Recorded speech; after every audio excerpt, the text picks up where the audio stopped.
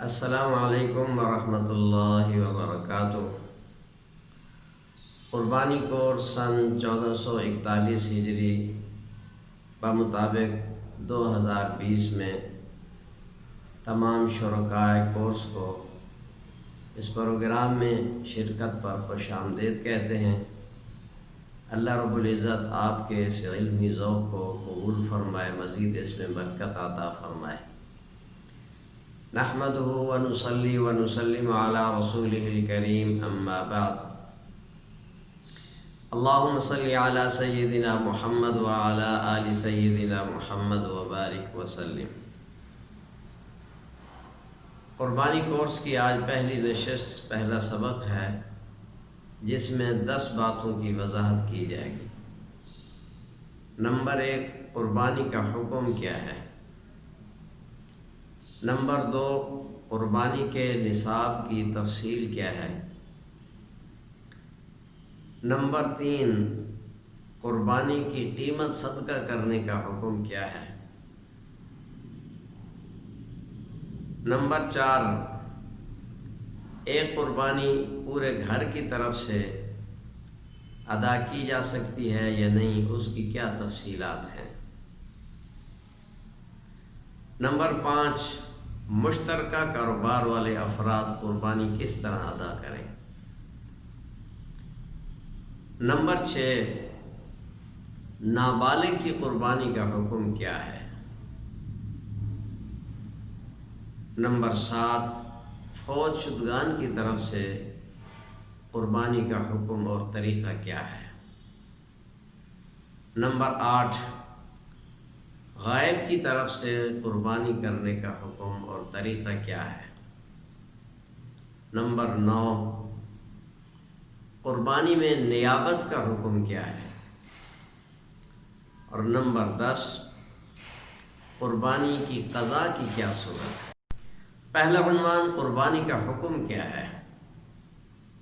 قربانی کے متعلق بعض مستشرقین تو یہ واغلہ کرتے ہیں، شور کرتے ہیں، یہ کوئی ضروری چیز نہیں ہے، اور ہر سال قربانی کے موقع پہ اس پہ کالم لکھے جاتے ہیں کہ لاکھوں کروڑوں جانور ذبح ہو جاتے ہیں اور اتنا سرمایہ ضائع ہو جاتا ہے اور جانوروں کو بھی تکلیف ہوتی ہے۔ اس سے بہتر ہے کہ یہ پیسہ کسی رفاہی کام میں لگ جائے اور غریبوں میں تقسیم ہو جائے، کسی کا چولہا جل جائے۔ اس طرح کی یہ ہمدردی کی آہیں بھرنے والے ہر سال اس موقع پہ ظاہر ہوتے ہیں اور لوگوں کو اعمال خیر سے روکتے ہیں۔ ان سے تو عرض یہ ہے کہ پورا سال یہ لوگ گوشت کے بغیر ان کی روٹی ہضم ہی نہیں ہوتی۔ کبھی چکن ہے، کبھی مٹن ہے، کبھی بیف ہے، کبھی مچھلی ہے، ہوٹلوں پہ رش لگا ہوا ہے۔ کبھی ان کو جانوروں کے بارے میں ہمدردی پیدا نہیں ہوئی۔ جس وقت یہ لیکچر دیتے ہیں یا کالم لکھتے ہیں، اس وقت بھی ان کے پیٹ میں گوشت ہی ناچ رہا ہوتا ہے۔ یہ گوشت کی گرمی اور مستی ہے کہ ایسی باتیں کرتے ہیں۔ اصل یہ ایک مہم ہے کہ امت کو اعمال سے دور کرو۔ جب اعمال سے دور ہوں گے تو ایمان خالی ہو جائے گا، ایمان خطرے میں پڑ جائے گا۔ مقصد ایمان چھیننا ہے، لہذا ان کی ایسی باتوں پہ قطعاً نہ آنا چاہیے۔ یہ اللہ کی طرف سے، شریعت کی طرف سے ایک شرعی حکم ہے۔ دوسرا طبقہ وہ ہے جو کہتا ہے کہ قربانی اچھی چیز ہے، کرنی چاہیے، لیکن کوئی فرض واجب نہیں ہے، مستحب عمل ہے، کر لو تو اچھا ہے، نہ تو نہ صحیح۔ دلیل اس حدیث کو بناتے ہیں جس میں حضور خاتم النبیین صلی اللہ علیہ وسلم نے ارشاد فرمایا کہ جو شخص قربانی کا ارادہ کرے اس کو چاہیے کہ عشرہ ذی الحجہ میں اپنے ناخن اور بال نہ کاٹے۔ اس کو دلیل بناتے ہیں کہ یہاں ارادے کا ذکر ہے، بھی ارادہ کرے تو ایسا کر لے، نہیں تو نہ صحیح۔ اس کا جواب یہ ہے کہ پھر اسی طرح کی حدیث تو حج کے بارے میں بھی ہے۔ فرمایا جو شخص حج کا ارادہ کرے اس کو چاہیے کہ جلدی کرنی چاہیے، پھر تو حج کی فرضیت بھی ختم ہو جائے گی۔ یہ بھی جہالت والی بات ہے۔ قربانی کا اصل حکم وجوب ہے۔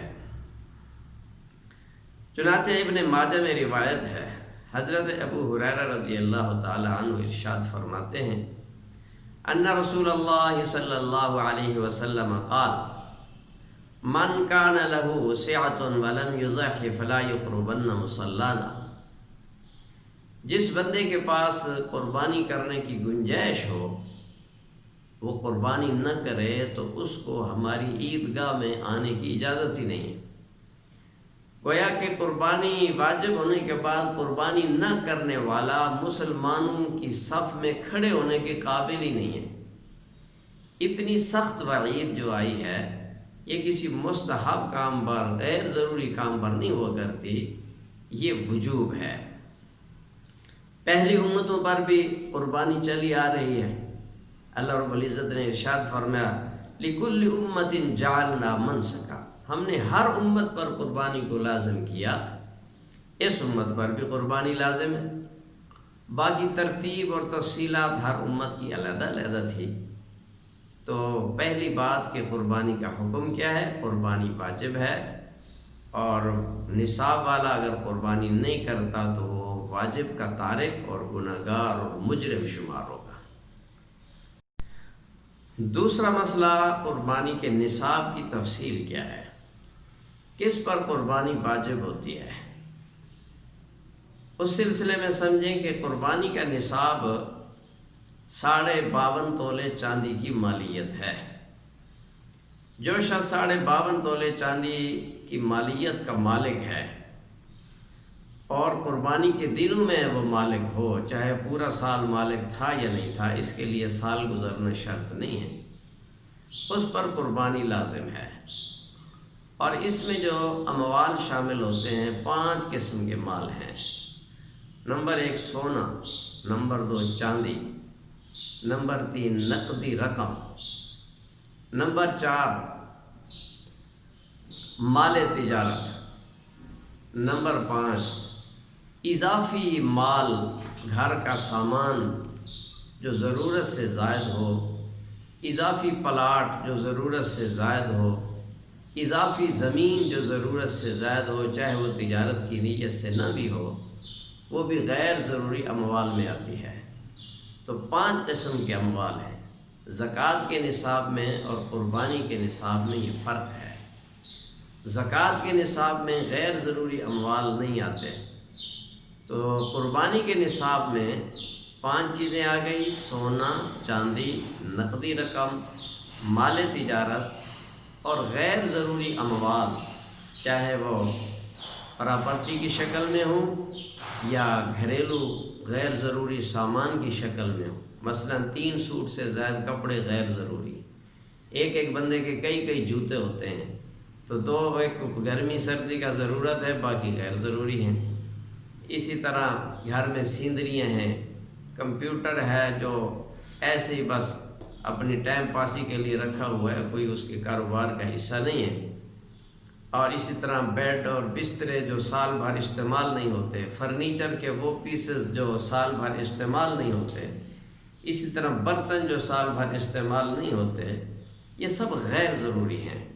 عورت کے پاس جو بھی زیور ہے، چاہے آدھا تولہ ہی کیوں نہیں، وہ سب اس میں شامل ہوگا۔ تو ان سب اموال کی مالیت اگر 52.5 تولے چاندی کے برابر یا اس سے زیادہ بنتی ہے، اور اس پر کوئی قرضہ ہے تو قرضہ نکال کر اتنی مالیت اس کے پاس بنتی ہے، تو یہ مرد ہے یا عورت ہے، اس پر قربانی لازم ہے۔ آپ غور کریں کہ اس نصاب کے تحت اگر دیکھا جائے تو تقریباً 80% لوگ وہ ہیں جن پر قربانی واجب ہے پر وہ قربانی ادا نہیں کرتے۔ خاص طور پہ خواتین کا طبقہ، شادی کے بعد تقریباً اکثر خواتین پہ قربانی واجب ہو جاتی ہے کہ ان کے پاس جہیز کا سامان اتنا زیادہ ہوتا ہے اور زیور بھی ہوتا ہے، اور جہیز میں بہت ساری چیزیں غیر ضروری بھی ہوتی ہیں۔ اس سامان اور زیور کی وجہ سے شادی کے بعد تقریباً ہر عورت پہ قربانی واجب ہو جاتی ہے، اور کئی کئی سال وہ قربانی ادا نہیں کرتی، یہ اللہ کا فریضہ اس پہ عائد رہتا ہے، اور مرنے کے بعد مال تو لوگ لے جائیں گے اور حساب تمہیں دینا پڑے گا۔ اس لیے فکر کرنی چاہیے، گزشتہ سالوں کی قربانی کی قضا کی فکر بھی کرنی چاہیے، جس کا طریقہ چند لمحے بعد انشاءاللہ عرض کریں گے۔ اسی طرح مردوں میں سے بھی دکاندار حضرات ہیں، تاجر ہیں، تو قربانی نہیں ادا کرتے۔ گھر میں بہت سارا مال سامان پڑا ہوتا ہے، لیکن وہ عرف میں غریب مشہور ہوتے ہیں، لوگوں سے زکاتیں بھی لیتے رہتے ہیں، غریب شمار ہوتے ہیں، حالانکہ شریعت کی نظر میں وہ غریب نہیں ہیں۔ یہ لوگ نصاب کے مالک ہیں اور انہیں اللہ کا فریضہ ادا کرنا چاہیے، اور یہ سوچنا چاہیے کہ آج ہمیں موقع اللہ نے دیا ہے، عید سر پہ آ گئی ہے، قربانی کا موقع، اگلے سال پتہ نہیں ہم زندہ رہیں گے یا نہیں رہیں گے، کیا پتہ یہ زندگی کی آخری عید اور آخری قربانی ہو۔ اس لیے ایسے موقع پہ تو چھلانگ لگانی چاہیے، حتیٰ کہ قرضہ لے کر بھی آپ قربانی کر سکتے ہیں کہ قرضے اترتے رہیں گے، قربانی میں نے ہر حال میں دینی ہے۔ جس طرح گھر میں بیمار ہو جائے، پیسہ نہیں ہے تو کیا کرتے، وہ جی بندہ بچاؤ، قرضے اترتے رہیں گے، قرضہ لے کر بھی دوائی لیتے ہیں۔ تو یہ قربانی یاد رکھو آخرت کی دوائی ہے، آخرت کا خزانہ ہے، اللہ پاک عمل کی توفیق عطا فرمائے۔ تیسرا عنوان ہے قیمت صدقہ کرنے کا حکم۔ بعض لوگ کہتے ہیں کہ قربانی چلو نہیں دیتے، اس کی قیمت مسجد میں دے دیتے ہیں، مدرسے میں دے دیتے ہیں، کسی غریب کو دے دیتے ہیں، اس کا بھلا ہو جائے۔ تو یاد رکھو قیمت صدقہ کرنے سے قربانی ادا نہیں ہوتی، حتیٰ کہ 10 گنا قیمت زیادہ بھی دے دیں، قربانی 20,000 کی ہے کہ آپ 2 لاکھ روپیہ قربانی کی نیت سے صدقہ کر دیں، قربانی ادا نہیں ہوگی۔ قربانی کے لیے تو ذبح، خون بہانا جانور کا، اس کا یہی طریقہ ہے۔ جس طرح موبائل کمپنی والوں نے ایزی لوڈ کا طریقہ بتلایا ہے، آپ اس طریقے کے مطابق 50 روپے بھی بھیجیں گے تو پہنچ بھی جائیں گے اور اس پر کال بھی ہو جائے گی۔ کمپنی کے طریقے سے ہٹ کر آپ 10,000 کا بھی لوڈ ڈلوا لیں، ایک نمبر بھی گڑبڑ ہو جائے تو نہ تو آپ کا لوڈ پہنچے گا نہ کال ہو سکے گی۔ اسی طرح شریعت کی باتوں کو بھی من و عن تسلیم کرنا چاہیے، اس میں چون چراں اور اپنی عقلی دلیلیں نہیں ڈالنی چاہیے۔ دیکھو دنیا کے کاموں میں ہم عقلی دلیلیں نہیں ڈالتے، کمپنی، ادارہ، ڈاکٹر جو تجویز کر دیتا ہے آنکھیں بند کر کے ہم اس کو تسلیم کرتے ہیں، جب بات شریعت کی آتی ہے تو عقل دوڑانے لگ جاتے ہیں، پوچھنے والا جو کوئی نہیں ہے۔ تو قربانی کا یہ قیمت صدقہ کرنے سے قربانی ادا نہیں ہوتی۔ البتہ غفلت کی، سستی کی ہے اور قربانی نہیں کر سکا اور زمانہ قربانی کا گزر گیا، تو اب یہ ہے کہ اس کی قیمت صدقہ کرے گا۔ چوتھا عنوان ہے کہ ایک گھر کی طرف سے، ایک پورے گھرانے کی طرف سے ایک جانور کی قربانی۔ بہت سے گھروں میں یہ رواج ہے کہ گھر کا جو وڈیرا ہوتا ہے نا، بس اسی کی قربانی ہوتی ہے، سب گوشت کھاتے ہیں اور سارے مطمئن ہوتے ہیں جی ہماری قربانی ہو گئی، وڈیرے کی قربانی ہو گئی تو ہماری ہو گئی۔ یاد رکھو یہ غلط سوچ ہے، یہ گوشت خوری ہے، قربانی نہیں ہے۔ قربانی تو وہ ہے جو شریعت کے حکم کے مطابق ہو۔ گھر کے جتنے بالغ افراد ہوتے ہیں ہر ایک کا علیحدہ نصاب ہوتا ہے۔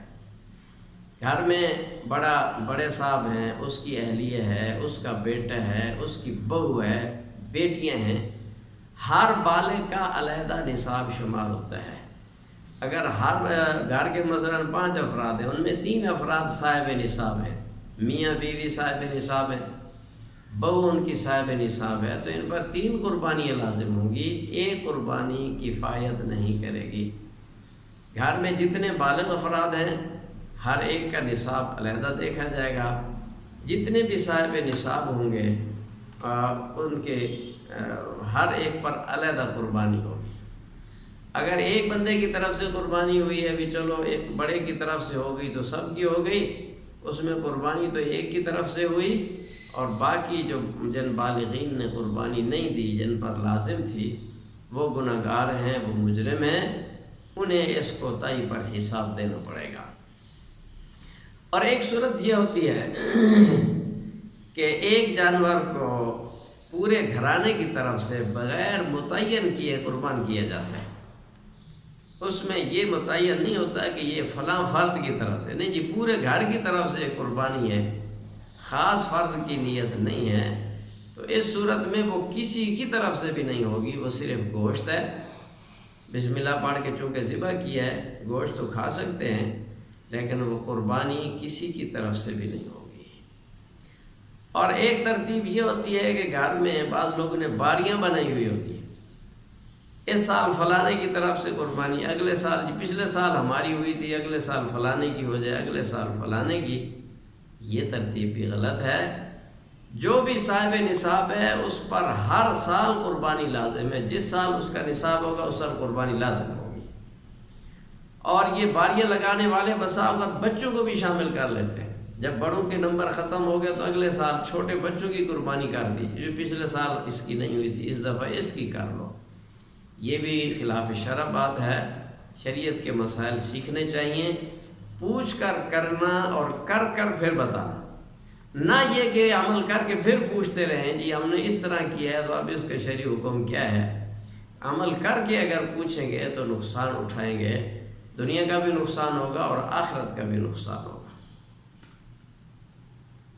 پانچواں عنوان ہے مشترکہ کاروبار والے افراد پر قربانی کا وجوب، وہ کیسے قربانی دیں۔ مشترکہ کاروبار کی دو صورتیں ہیں۔ ایک صورت تو یہ ہے کہ ایک کاروبار والد کا ہوتا ہے اور بیٹے اس کے کام میں شریک ہوتے ہیں، بیٹے بھی بالغین ہیں، شادی شدہ ہیں، باپ کے ساتھ ہی رہ رہے ہیں، ان کی بیوی بچے بھی ہیں، ان سب کے اخراجات بھی اسی دکان سے پورے ہوتے ہیں، تو والد کے اخراجات بھی اسی سے پورے ہوتے ہیں۔ کام گویا بیٹے کرتے ہیں، نام والد کا ہی چل رہا ہوتا ہے، فلانے کی دکان ہے۔ والد جب بوڑھا ہو جاتا ہے تو پھر وہ دکان پہ آنا بھی کم کر دیتا ہے، اس کا حاضری بھی کم ہو جاتی ہے۔ ایسی صورت میں حکم یہ ہے کہ یہ کاروبار اصل میں والد ہی کا ہے، بیٹے والد کے معاون ہیں، اس کی خدمت کر رہے ہیں، اس خدمت کے بدلے میں والد ان کو خرچہ وغیرہ دے دیتا ہے، اس میں مالک صرف باپ ہی ہے۔ لہذا ان بیٹوں کی اس دکان کے علاوہ کوئی علیحدہ ملکیت نہیں ہے، کسی کے ملک میں کوئی ایسا پلاٹ یا اس کے ملک میں کوئی اضافی سامان نہیں ہے، تو پھر قربانی صرف باپ پر ہوگی، بیٹوں پر قربانی نہیں ہے۔ البتہ ان بیٹوں کی جو بیویاں ہیں وہ اگر صاحب نصاب ہیں تو بیویوں کی قربانی ہوگی۔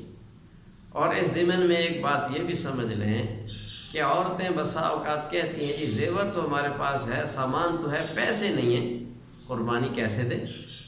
یہ پیسے نہیں ہیں تو یہ تمہارا مسئلہ ہے، کچھ سامان بیچ دو، زیور کا کچھ حصہ بیچ دو، کسی سے قرض لے لو، خامن سے ہی قرض لے لو، قربانی تو بہرحال کرنی ہے۔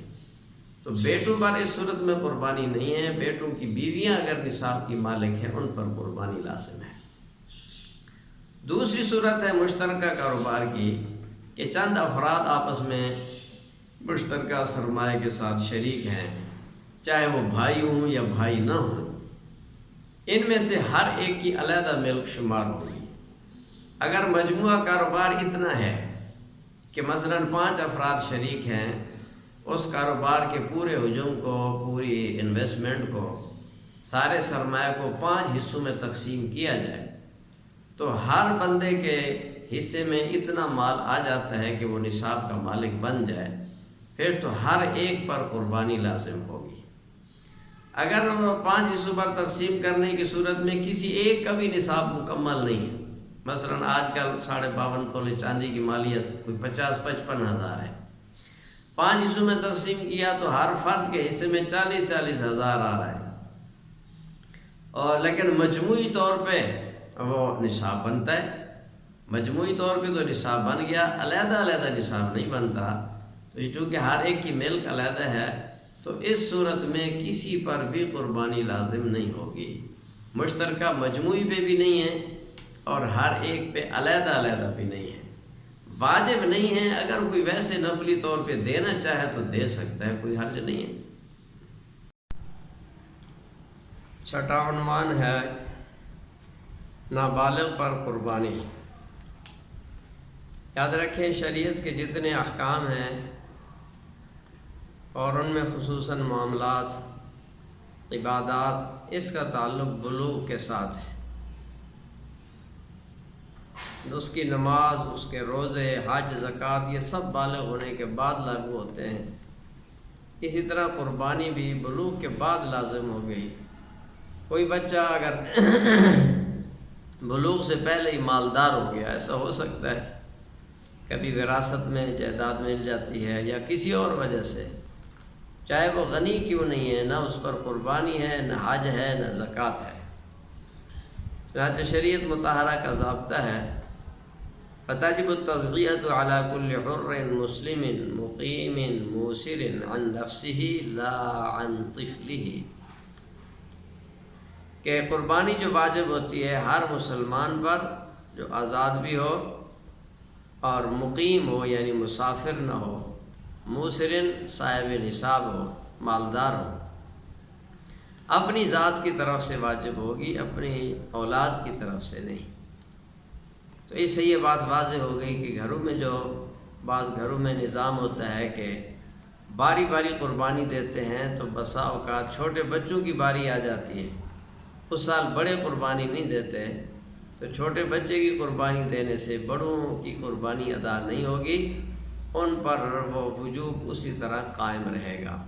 جو بچوں کی طرف سے دی ہے اس کا حکم تو بس پھر گوشت کا ہی رہے گا، کیونکہ ادائیگی تو ہوئی نہیں ہے۔ اللہ پاک دین۔ 7واں نمبر ہے فوت شدگان کی قربانی۔ جو لوگ فوت ہو جاتے ہیں ان کا حکم کیا ہے؟ تو جو فوت ہونے والا اگر وصیت کر جائے کہ میرے مال سے قربانی ادا کرنی ہے، یا کوئی جانور خرید گیا اور موت آ گئی، وصیت کی صورت میں تو ورثاء پر قربانی ادا کرنا واجب ہے، اس کے تہائی مال میں سے قربانی ادا کریں گے۔ اگر وہ وصیت نہیں کر گیا پھر اس کی طرف سے قربانی واجب نہیں ہے، البتہ ورثاء میں سے یا اس کے جاننے والوں دوستوں میں سے، اس سے محبت کرنے والوں میں سے کوئی بھی اگر قربانی کرے تو ثواب اس کو پہنچے گا، اور یہ قربانی نفلی قربانی شمار ہوگی۔ در حقیقت یہ قربانی اپنی طرف سے کرے گا، قربانی اس کی اپنی ہی شمار ہوگی، لیکن ثواب میت کو پہنچے گا۔ یہی وجہ ہے کہ اس قربانی کے گوشت کا مالک بھی وہی شخص ہوتا ہے جس نے کسی فوت شدہ کی قربانی کی ہے،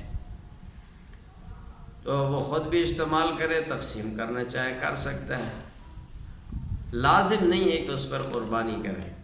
اسی وجہ سے ایک قربانی ایک سے زائد لوگوں کی طرف سے بھی ہو سکتی ہے، کیونکہ ثواب پہنچنا ہے۔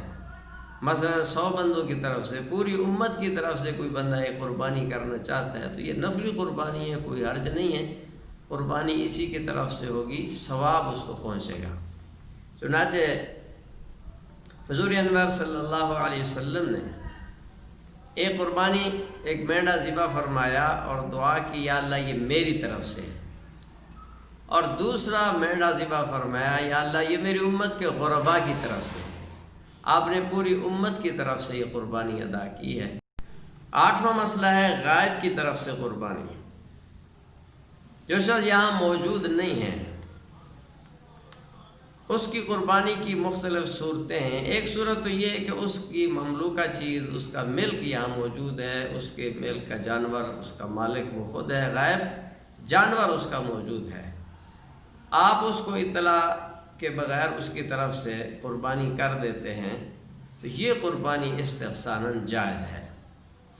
دوسری صورت یہ ہے کہ وہ آپ کو وکیل بنا گیا، پھر تو اس میں کوئی اشکال ہی نہیں ہے، بکرا بھی اسی کا ہے، وکیل ذبح کرنے کا آپ کو بنا گیا، وہ موجود ہو یا نہ ہو، اس صورت میں بھی کوئی اشکال نہیں ہے۔ تیسری صورت یہ ہے کہ مال اس کا موجود نہیں، مگر اس نے آپ کو اپنا وکیل بنایا ہے کہ میری طرف سے قربانی خرید کے کر دینی ہے، یہ صورت بھی جائز ہے۔ اور چوتھی صورت یہ ہے کہ آپ اس کی طرف سے قربانی کرتے ہیں، نہ اس کا ملک ہے، نہ اس کے آپ وکیل ہیں، اتنی بات یہ ہے کہ آپ یہ سمجھ رہے ہیں کہ میں اس کی طرف سے قربانی کر دوں، وہ جب آئے گا تو میں اس سے پیسے لے لوں گا۔ جب وہ آیا اور اس نے پیسے دے بھی دیے تو یہ قربانی غیب کی طرف سے صحیح نہیں ہوگی، کیونکہ نہ اس نے آپ کو وکیل بنایا ہے نہ اس کا ملک ہے۔ اور اسی ضمن میں یہ سمجھیں کہ آج کل جو ٹرسٹ ہیں یا اجتماعی قربانیاں ہوتی ہیں، ٹرسٹ پیسے جمع کرتا ہے، بعض مدارس بھی ایسا کر رہے ہیں، تو آپ جو ان کو پیسے جمع کراتے ہیں مدرسے والوں کو آپ اپنا وکیل بناتے ہیں، وہ آپ کی طرف سے ہی جانور خریدتے ہیں اور ذبح کرتے ہیں، وہاں آپ کا موجود ہونا یا آپ کو اطلاع دینا کوئی ضروری نہیں۔ وہ مسئلہ ہے نیات کا بیان، کہ قربانی کرتے ہوئے نیت صحیح ہونی چاہیے، خالص اللہ کی رضا ہونی چاہیے۔ یہ معاملہ بڑا گمبھیر ہے، اللہ کی رضا والی قربانی بہت کم ملتی ہے، ورنہ کبھی تو مقصود یہ ہوتا ہے کہ چلو قربانی گھر کی ہو جائے، بچے دوسروں کے گھر نہ دیکھیں، ہم کسی کا انتظار نہ کریں گوشت کا، قربانی اپنی ہو جائے۔ یہ نیت گوشت خوری کی ہے۔ بعض اس لیے قربانی کرتے ہیں کہ لوگ کیا کہیں گے، جی مالدار آدمی ہے قربانی نہیں کرتا، چلو ایک آدھی کر دو، یہ بھی اپنی عزت بڑھانے کے لیے۔ بہت سی نیتیں ہیں، دکھلاوا مقصود ہوتا ہے، کبھی بڑا جانور بڑی جانور لے کے اس کی تصویریں فیس بک پہ چڑھائی جاتی ہیں، ریٹ لگائے جاتے ہیں، بعض جانوروں کے ساتھ ڈھول والوں کو بھی لگا دیتے ہیں، ان کو علیحدہ پیسے دیتے ہیں، وہ ڈھول بجا کر جانور کی تشریح کرتے ہیں، اس کی تشہیر کرتے ہیں۔ یہ سب خرابیاں ہیں، اور اس سے ثواب ہی برباد نہیں ہوتا بلکہ ثواب برباد کے ساتھ ساتھ جوتے بھی پڑیں گے۔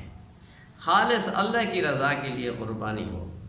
اب ایک شخص جو سارا سال نماز نہیں پڑھتا، وہ اگر کہتے ہیں کہ میں اللہ کی رضا کے لیے قربانی دیتا ہوں، اس کی تو یہ نیت معتبر ہی نہیں ہے کہ نماز جو فریضہ ہے، فریضہ وہ ادا نہیں کر رہا، تو قربانی میں کہتے ہیں کہ میری نیت خالص ہے۔ کیسے اس کی نیت خالص ہو سکتی ہے؟ اس کے دل میں اگر اللہ کا ڈر ہوتا اور شریعت کے حکم پر عمل کرنا مقصود ہوتا تو نماز اس سے زیادہ اہم ہے۔ روزہ خوری کی ہے، روزے رکھے نہیں، آج قربانی کے لیے وہ آ گیا۔ تو جب نیت فاسد ہوتی ہے وہ قربانی برباد ہو جاتی ہے، اور یہ وما اہل لغیر اللہ کے حکم میں آ جاتا ہے وہ جانور، اس کا تو گوشت کھانا بھی صحیح نہیں ہوگا کہ وہ عام گوشت بھی نہیں بن سکتا۔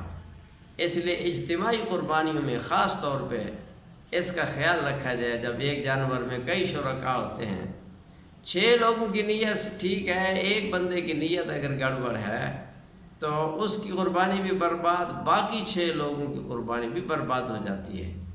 تو نیت کا سنبھالنا بڑا ضروری ہے۔